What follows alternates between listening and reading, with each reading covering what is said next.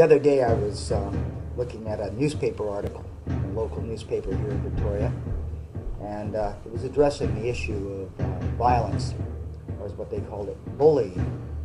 And they had a program that they want to put into schools that addresses this issue, and it's called WITS. And they recommend and teach that W is walk away, I is ignore, the T is talk it out, and the S is seek help.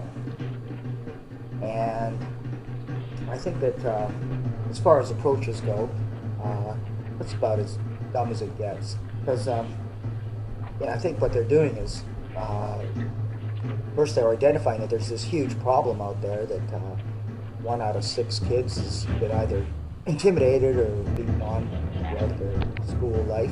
And it's interesting to me that they call it bullying. Whereas in the adult world, if someone went to work and a co-worker didn't like them and walked up to them, maybe threw a cup of coffee in their face and told them they were going to kick their brains in after work, I guess this walk away and ignore and stuff probably wouldn't be the route taken. It would probably be police involvement, some kind of lawsuit. And so we still are stuck with this problem. And the grim reality is that we live in violent, aggressive, and unpredictable times. And unfortunately, it is a lot easier to harm someone than it is to defend yourself. Quan Do is cutting edge in that it gives practitioners a practical resolution. Why? Because we train in extreme counterattack survival techniques. We train at adapting to ad-lib situations, not fanciful what-ifs, but rather the what-isness of it all at any given moment. Not you put your hand here, I do this, that, but rather what is my opponent, my assailant, my attacker going to try in all their deception and underhand intention. We attempt to overturn the odds against us. We build an arsenal against would-be attackers, a complete set of tools for the job, and a keen eye and steady nerves of the professional trained fighter. So this is our school, and this is our first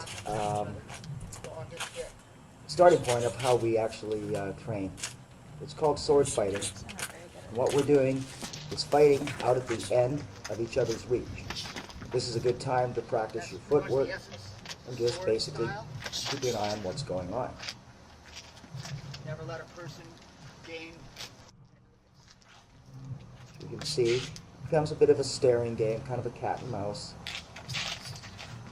And you'll find that as just one thing, if there was one thing that I would teach someone, it is that if you stare and watch the situation as it unfolds, you can definitely be a very difficult target, which is the goal of what Quan Do is about. It's to not get beat up by some big brutal psychopath.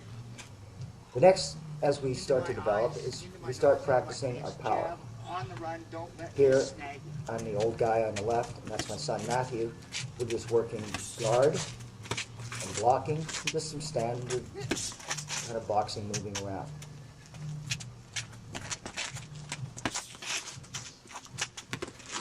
As we train and we work out, we do a lot of push-ups and strength and conditioning. And here I'm with one of 2 twins that I train. This is Darren.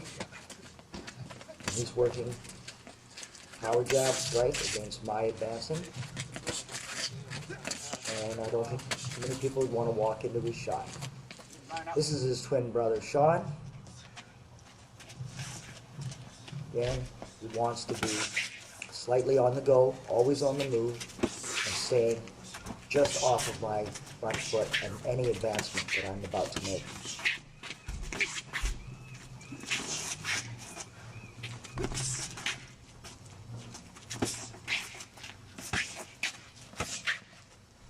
This is Aaron.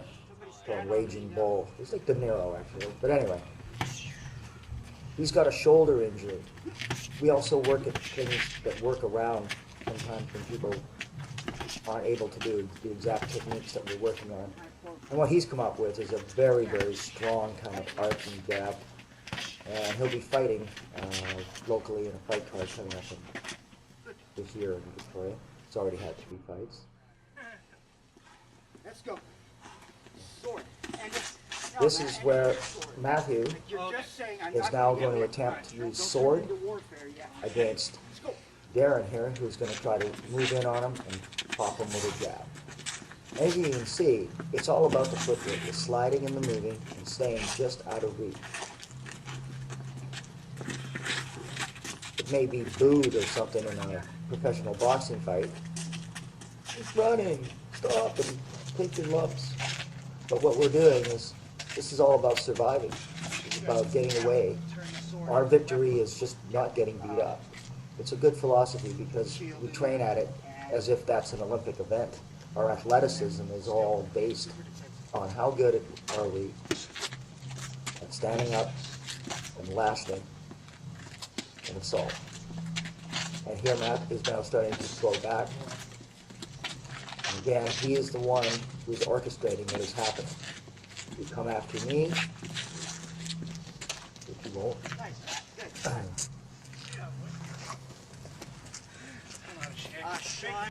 Sean is now going to be working his 1-2s. He wants straight, hard punches.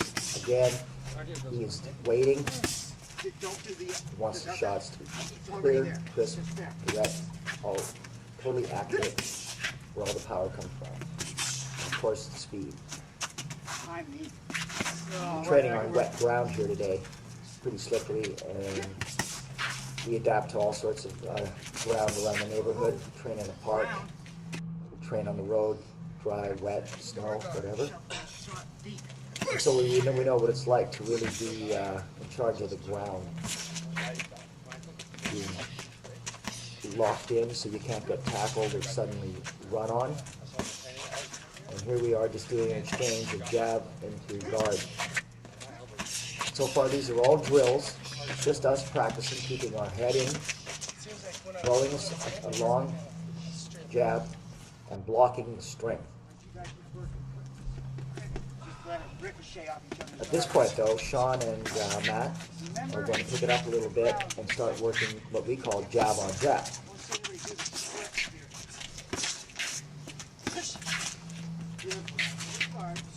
I've been around boxing for a long time, and I know that our style is slightly different in boxing because we've had some boxers come out, and they've been training very traditional in their boxing, very orthodox, and they come out and they have a really difficult time of laying a hand on any of my guys, and they often pay the price and get struck by us on their way in.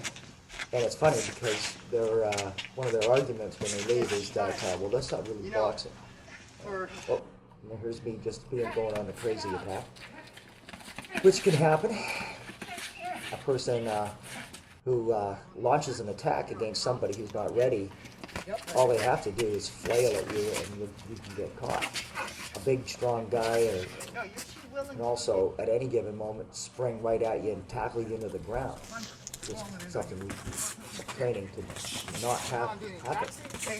There's no chance of getting you.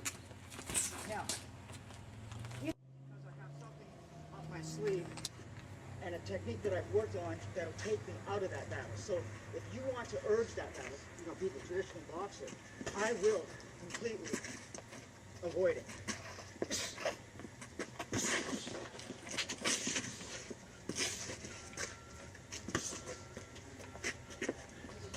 And so, I know that, let's throw some 1-2s. I'm going to be the beast coming in, and let's pop that thing tighter. There you go.